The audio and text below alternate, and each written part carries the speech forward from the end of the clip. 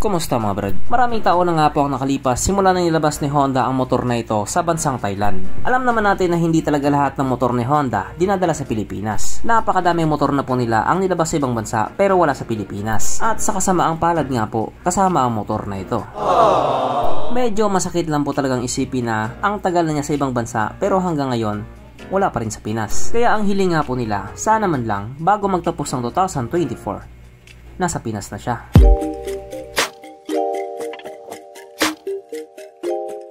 Pero syempre bago tayo magpatuloy, kung bago ka pa lamang napadpad dito sa aking walang kwentang channel, huwag ka na mag-subscribe.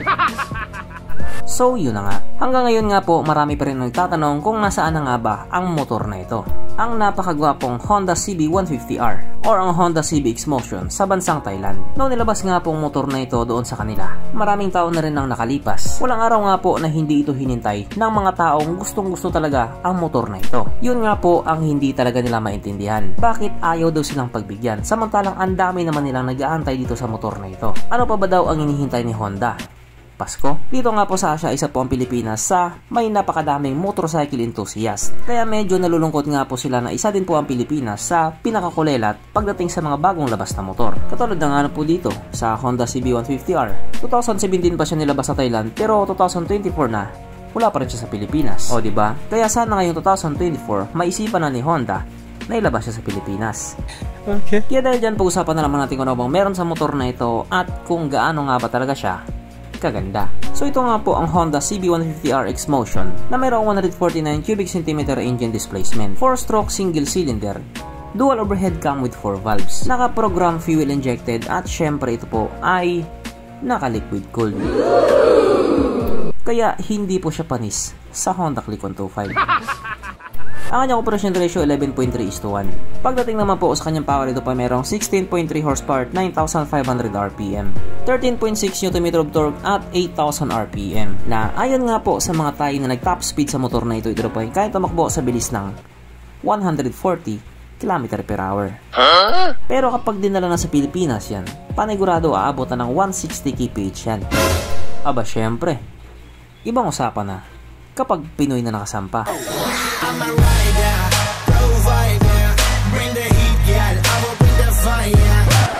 Ang kanyang tangke ay kaya magkarga ng 8.5 liters fuel ng capacity na kumukonsumo naman po ng 40 km per liter. So para nga po sa isang 150cc na naked sport na motor, matipid po siya sa gasolina. Ang sukat ng kanyang gulong 110/70/17 sa harap at 150/60/70 naman sa likuran. Syempre paras na po itong naka-tubeless. So ang gulong nga po sa motor na ito, pang banking din talaga. Pagdating naman po sa kanyang braking system, ito po ay naka-disc brake sa harap at disc brake din po sa likuran. At ang malupit nga po dito, parehas po itong may ABS. Yes po, naka-dual channel ABS po siya. Kaya pang malakasan din talaga yung braking system niya. Ang kanyang seat height ay mitaas sa 795mm at 139mm naman ang kanyang ground clearance. So base nga po sa itsura niya, kung titignan mo siya, parang ang bigat-bigat niya. Pero ang totoo niya, tumitimbang lamang po ito ng 124 kg. O diba? Medyo magaan po siya. Lalo pa kapag tumatakbo na. Mapunta naman po tayo sa iba niya mga features. So ang mga ilaw nga po sa motor na ito, naka full LED na po. At bagay na bagay din sa kanya yung bilugan na ilaw niya or yung bilugan na headlight niya.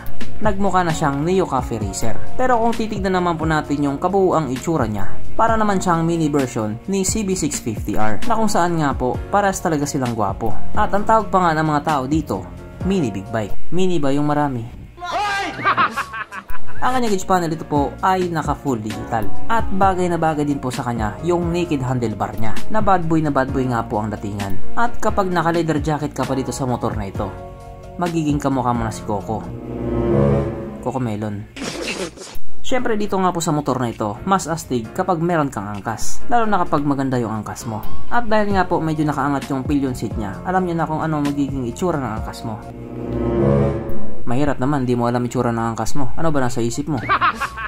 At syempre isa nga din po sa mga nagpastig sa kanya, yung underbelly exhaust niya. Nagmukha po siyang big bike sa lagay na yan. Pero syempre kahit gano'n na nga po siya gwapo, may mga tao pa rin talaga na medyo negatibo, na hindi nga naman talaga nawawala. Ayon nga po sa kanila, bakit 150cc pa? Bakit hindi na lang ginawang 200cc? O diba? Hindi talaga nawawala yung mga comment na yan. Sige, pagpalagay na lang nating 200cc na yan. Sa tingin nyo ba wala nang ganong komento? Syempre may magsasabi pa rin, 200cc? Bakit hindi na lang ginawang 300cc. At kapag ginawa namang 300cc, may magsasabi pa rin na 300cc? Bakit makakadaan ba yan sa expressway? Bakit hindi nila kasi ginawang 400cc? Yun nga po ang isa sa mga patunay na wala talagang contentment yung mga tao. Tama ba? Contentment ba? Hindi ba contentment yun? Pero dito, magkakaroon ka talaga ng contentment dito. Sapagkat nandito na nga po tayo sa exciting na part, ang kanyang mga suspension. So sarap ang bahagi nga po, ito ay ginamitan ng inverted fork. At sa likuran naman, ito po ay gumagamit ng monoshock. Na ayon nga po sa mga taong nakagamit sa motor na ito, maganda ang bounce.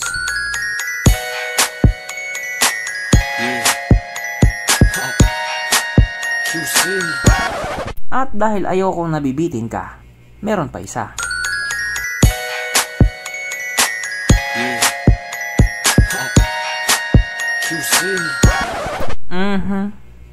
Panigurado. Wala na namang nalungkot. At dahil wala nga pong nalungkot, alamin na po natin kung present nga ba sa motor na ito yung tatlong pinaka-importanting features. So, una na nga po dito ang kanyang lagayan ng stallion. At nakakalungkot mang sabihin, wala siyang ganon. Wala siyang lagayan ng stallion. Pangalawa, wala din po siyang sabitan ng pulutan. At oras na nga po para sa ating Red Horse check ang pinaka-importanting feature sa isang motor. At ayon nga po sa aking masusing pag-aanalisa, ang motor na ito ay kaya magkarga ng wala po siyang kargahan ng Red Horse.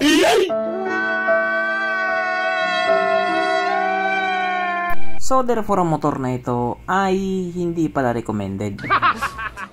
Kaya siguro hindi din nila sa Pilipinas. At regarding naman po sa presyo niya, ito nga po ay nagkakalaga ng 102,960 Thai baht.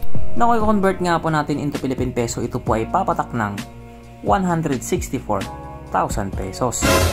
So pagdating nga po sa bagay na yan, hati na naman yung magiging reaksyon ng mga tao dyan. Syempre automatic hindi mawala yung magsasabing napakamahal naman. Doon na lang ako sa brand na mas mura pa. At meron din magsasabing sakto lang naman yung presyo niya. Pogi naman siya Tsaka Honda naman yan So magkaiba nga po ang opinion ng mga tao pagdating sa presyo. Pero kasi yan lang naman po ay presyo sa Thailand. Iba din po talaga yung presyohan ng mga motor sa kanila kaysa dito sa Pilipinas. Tsaka lamang din po talaga sila kasi isa din sila sa palaging mga nauuna sa paglabas ng mga bagong motor. Yung Honda Forza meron din sa kanila, sa atin wala. Honda Scoopy meron din sa kanila, sa atin wala. At marami pa pong meron sa kanila na sa atin wala. Kaya ang pinakamalaking tanong dun, may magagawa ba tayo? Syempre wala. So hanggang dito na lang muna mga brad. Kung may gustong sabihin or gustong idagdag doon sa mga sinabi ko, mag-comment na lang sa baba. Okay, bye.